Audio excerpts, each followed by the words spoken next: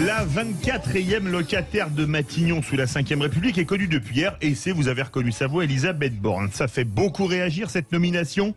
Elle est qualifiée par beaucoup de technos et son profil de gauche avec des guillemets fait aussi beaucoup jaser, notamment plus à gauche que la République en marche. Pourquoi ? Parce qu'elle a fait la réforme de l'assurance chômage, la fermeture de Fessenheim, la CEP, les moins à droite ou au Parti communiste, la réforme ferroviaire ou encore le fait que les salariés suspendus faute de passe sanitaire ne soient pas indemnisés par l'assurance chômage.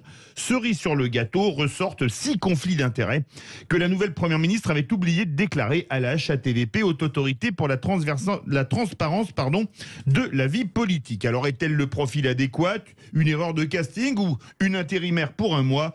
Elisabeth Borne, première ministre, Emmanuel Macron a-t-il fait un choix pertinent? Et vous êtes 92,5% à dire non. Avec nous, Bruno Cotresse, chercheur au CNRS et au CEVIPOF.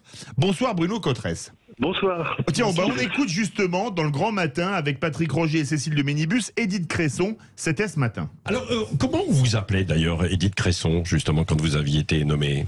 Madame, on m'appelait par mon nom, non? Madame le Premier ministre. Madame le Premier ministre. Écoutez, il n'y a qu'en France qu'on se pose ce genre de questions. Ça n'a aucune importance. Ok? Pourquoi ça n'a aucune importance? Mais parce que ça n'a aucune importance. Écoutez, c'est pas le problème. Moi, ce que je retiens de la nomination de Madame Borne, ce que personne n'a retenu, c'est que c'est une femme qui a une formation scientifique et que par les temps qui courent, avec les problèmes qui se posent devant nous, ça me semble particulièrement favorable et une très très bonne décision. Alors justement, première question, clin d'œil, c'est important qu'on ait parlé de la première ministre, Bruno Cotresse? Oui, je pense que c'est quand même aujourd'hui un symbole des temps. On n'est plus du tout à la même époque qu'il y a 30 ans lorsqu'Édith Cresson avait été nommée. Et aujourd'hui, je crois que le vocabulaire s'est imposé pas mal quand même. Alors justement, je vous pose la première question et après je donne la parole aux vraies voix. Est-ce que c'est pas un choix par défaut? Il fallait que ce soit une femme, mais Christine Lagarde était bloquée par la BCE et sa majorité avait mis un veto sur Catherine Vautrin parce qu'elle avait défendu la manif pour tous. Elisabeth Borne, c'est un choix par défaut? En tout cas, ce qu'il faut remarquer, c'est que ça avait été le premier nom qui était évoqué quand on a commencé à avoir des supputations, des conjectures sur le nom du futur locataire de Matignon. Le nom d'Elisabeth Borne est arrivé quand même très vite et tout au long de cette longue séquence, on a eu tellement de noms qui ont été évoqués, elle a toujours quand même été dans le pool final. Donc elle apparaissait même très largement à une époque comme la favorite. C'est vrai que plus récemment, et notamment au cours des 2 ou 3 jours qui ont précédé, on avait vu le nom de Catherine Vautrin. Apparemment, elle avait topé avec Emmanuel Macron, puis comme vous l'avez rappelé, c'est une partie de la Macronie, et notamment la partie la plus sensible, on va dire au centre-gauche, qui a poussé en faveur d'Elisabeth Borne. Alors est-ce qu'on peut appeler ça un choix par défaut? Je suis pas sûr, parce qu'elle, encore une fois, elle a quand même été toujours citée comme l'une des principales favorites. Philippe Bilger. D'accord avec Bruno, sauf sur le Premier ministre, je ne suis pas persuadé que ce féminin va alléger la lourdeur de sa tâche. Mais peu importe. Sur le deuxième point, je crois qu'on ne peut pas bien appréhender cette nomination d'Elisabeth Borne si on ne l'insère pas dans 2 éléments importants. Vous en avez rappelé un, Bruno, c'est le fait qu'encore lundi matin, Emmanuel Macron a pris la peine d'appeler Catherine Vautrin pour lui dire qu'elle ne serait pas son Premier ministre parce qu'il y avait une opposition pour aller vite du clan Kohler. Et le deuxième élément, c'est le fait que Elisabeth Borne faisait partie d'un gouvernement, elle va pourtant être obligée d'induire une pratique, paraît-il, gouvernementale nouvelle, mais surtout elle succède à Édouard Philippe qui avait représenté une vraie rupture et un Jean Castex, parfait honnête homme, qui la met en quelque sorte aujourd'hui dans un climat politique qu'on pourrait qualifier de fauteuil confortable. Elle n'aura pas à se battre contre un héritage qui sera trop pénible à supporter. Alors pour le reste, je pense que pour l'instant, il faut attendre qu'elle démontre ses capacités de première ministre, mais on ne peut pas dire que le choix qu'a fait Emmanuel Macron de cette femme de gauche, paraît-il, n'est pas pertinent dans la mesure où je pense qu'elle va beaucoup gêner à droite, dans la mesure où les réformes qu'elle a engagées, qu'elle a mises en œuvre, sont des réformes où elle a montré des capacités d'être très accordée à une philosophie politique de droite. Donc peut-être qu'on parle trop de la borne de gauche et pas assez de celle de droite, avec son pragmatisme qui a fait ses preuves pendant quelque temps. Bruno Cotresse, entre la bande de gauche et la bande de droite. On a l'impression que c'est une délimitation de terrain. Oui, très bonne remarque. Elle est très macroniste de ce point de vue-là. Elle incarne aussi un autre aspect du macronisme qui est l'efficacité, la compétence, l'efficacité. Ce sont des points qui, depuis le début, dans le logiciel d'Emmanuel Macron, occupent une place très importante. Le fait qu'elles viennent, on va dire, d'une sensibilité de centre-gauche, mais que par contre, elle n'ait jamais été dans l'appareil socialiste. Elle ne vient pas des rangs du Parti socialiste.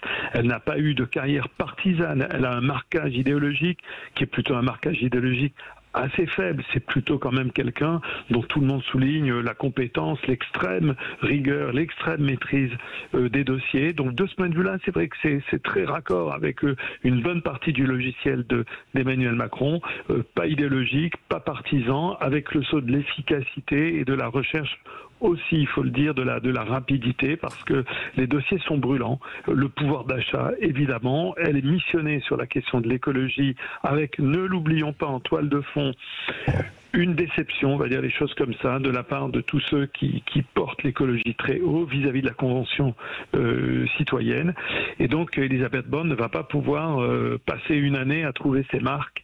Il va falloir qu'elle incarne très vite, très concrètement, à la fois ces urgences et aussi cette nouvelle méthode de gouvernement, un peu nébuleuse, un peu mystérieuse pour le moment. On n'en sait pas trop. Qu'est-ce que ça veut dire, cette nouvelle méthode de gouvernement? On en saura peut-être plus avec la composition du gouvernement. Caroline Pilastre. Monsieur Macron n'a pas pris beaucoup de risques en nommant Madame Borne. Elle faisait partie de son premier gouvernement. Elle était ministre du Travail, donc elle connaît parfaitement le dossier des réformes des retraites. Je lui souhaite d'ailleurs bon courage, parce que justement des enjeux majeurs se présentent, tels la réforme des retraites, la transition écologique, comme vous le disiez, monsieur, ainsi que le pouvoir d'achat. Et n'oublions pas aussi la question sécuritaire et d'immigration qui pose un véritable problème à la Macronie, puisqu'ils n'en parlent jamais. Et quand ils en parlent, ça se situe toujours au dernier rang. Cette femme connaît les rouages du pouvoir. Elle a travaillé auprès de Ségolène Royal, auprès de Lionel Jospin. Cela fait des années qu'elle est en politique, même si jusqu'à présent elle n'a jamais été élue. On verra ce que donnent les législatives, en l'occurrence pour elle, dans le Calvados. Mais c'est sûr qu'elle est présentée comme quelqu'un d'assez strict, sévère, austère. Moi, je n'ai pas du tout envie de la critiquer avant de savoir de quoi elle est capable. Mais ce qui m'agace, on parle d'elle en tant que femme. Certes, c'en est une, c'est un symbole. Mais une fois qu'on l'a dit, on ne peut pas passer à autre chose, parce que justement, ce qu'on attend, ce sont les compétences. Et pas uniquement que M. Macron ainsi que la Macronie mettent en avant l'égalité homme-femme. Donc, elle va devoir être présente sur beaucoup d'aspects. La question que je me pose, est-ce que M. Macron, qui gouverne quand même assez en binôme, on le sait tous, avec M. Alexis Collère, va lui laisser un réel pouvoir, ou sera-t-elle une collaboratrice comme du temps de Sarkozy avec Fillon? Super DIRCAP, collaboratrice ou première ministre, pour résumer la pensée de Caroline Pilastre, Bruno Cotresse? C'est vrai que c'est ça l'enjeu. En fait, l'enjeu le plus important pour Elisabeth Borne aujourd'hui, c'est de se muter progressivement en Premier ministre à dimension politique. Si on met de côté le mandat de Jean Castex, totalement marqué et totalement dédié à la gestion de la crise sanitaire. C'est vrai que si on met de côté Jean Castex, et si on compare par exemple à Édouard Philippe, quand il est nommé, aussi peu de gens le connaissent. Par contre, il va arriver rapidement à incarner un personnage. Il devient un personnage de notre vie. Le public, il devient tellement un personnage qu'il finit extrêmement populaire. Mais les Français vont avoir, au bout d'un moment, une image d'Édouard Philippe avec son style à lui. Donc c'est ça l'enjeu pour Elisabeth Borne, c'est effectivement de s'affirmer. Je dis pas de s'affirmer contre Emmanuel Macron. Ça, c'est impossible dans le binôme de président-premier ministre. Mais en tout cas, qu'elle nous montre qui elle est comme personnalité en termes de capacité à faire fonctionner l'équipe gouvernementale, et qui elle affirme comme comme personnage. C'est-à-dire que le Premier ministre, même s'il est le numéro 2, on va dire, dans l'ordre protocolaire, aux yeux des Français, c'est quand même important qu'il existe, qu'il crée un sentiment autour de lui. On a eu Édouard Philippe avec son charisme personnel, on a eu Jean Castex avec sa proximité, sa bonhomie, le contact facile avec les gens. Qu'est-ce que ça va donner avec Elisabeth Borne? On va le savoir très rapidement, au fond, dès qu'elle va être en déplacement, dès qu'elle va affronter ses premières critiques, dès qu'elle va affronter aussi ce dossier difficile qui l'attend effectivement avec les retraites. Les vraies voix, 18h41, presque 42, notre grand débat. Elisabeth Borne, Première ministre, Emmanuel Macron a-t-il fait un choix pertinent? Vous êtes 92,4% à dire non. On se retrouve tout de suite avec les vraies voix. Retour des vraies voix avec Philippe Billiger, Caroline Pilastre, Luc Gras. Notre grand débat, Elisabeth Borne, Première ministre, Emmanuel Macron a-t-il fait un choix pertinent? Vous êtes 92,4% à dire non. Luc Gras. Je crois qu'il faut distinguer la personne, et la personne de Madame Borne, plutôt respectable, pupille de la nation. Elle a eu un parcours aussi, on l'a insuffisamment noté, quand elle était à la RATP, elle a initié un dialogue social qui avait été assez précurseur à la suite de Monsieur Mongin. Donc c'est quelqu'un qui a quand même un parcours qui est intéressant. Le vrai problème, c'est que quel rôle elle va avoir dans le dispositif voulu par Emmanuel Macron, autrement dit, quel rôle elle va avoir par rapport au projet politique. Alors quand on parle de compétences et d'efficacité du macronisme, moi je veux bien, mais enfin la question c'est efficacité, compétence par rapport à quel objectif? Est-ce que c'est par rapport à des objectifs par exemple économiques, de limiter, même si les dernières années la situation a été toute particulière, le déficit des paiements publics. Est-ce que voilà, la question c'est, on peut avoir quelqu'un de qualité qui est rigoureuse, mais qui peut être raide aussi. Et on peut avoir quelqu'un de travailleur, je crois que sa réputation est faite, mais la question c'est au service de quoi? Or, dans ce pays, le problème du projet politique, c'est-à-dire où on emmène le pays dans les années qui viennent, quelle société on veut? Est-ce qu'on veut une société des communautarismes ou est-ce qu'on veut une société toujours de l'intégration républicaine, etc. Le problème, il est là. C'est-à-dire, en fonction de la volonté d'Emmanuel Macron, le résultat du mandat que lui délivre par l'article 8 le président de la République sera évidemment tout à fait différent. Moi, je pense que cette femme, son destin ne lui appartient pas tellement, puisque en fonction de la feuille de route que lui posera le président Macron, évidemment, elle réussira ou elle échouera. Bruno Cotresse. Oui, c'est sûr que c'est le président de la République qui donne la mission, la feuille de route. Alors il l'a dit assez clairement.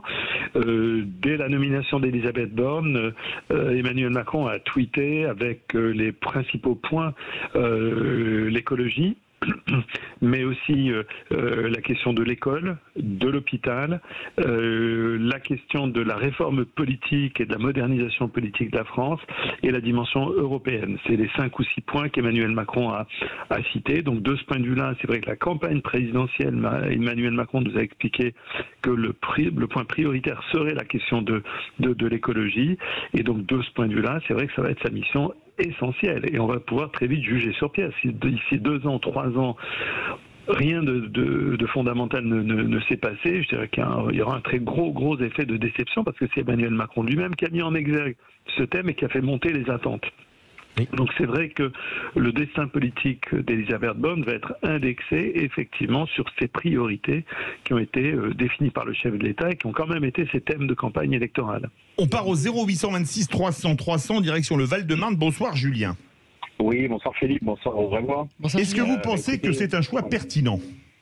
Écoutez, si on se place du point de vue de M. Macron, effectivement, c'est un choix pertinent. Mais enfin, quand vous parlez, je vous entendais parler de feuille de route, mais j'entends aucun de vous parler de feuille de route de l'Union européenne, parce que c'est de ça dont il s'agit.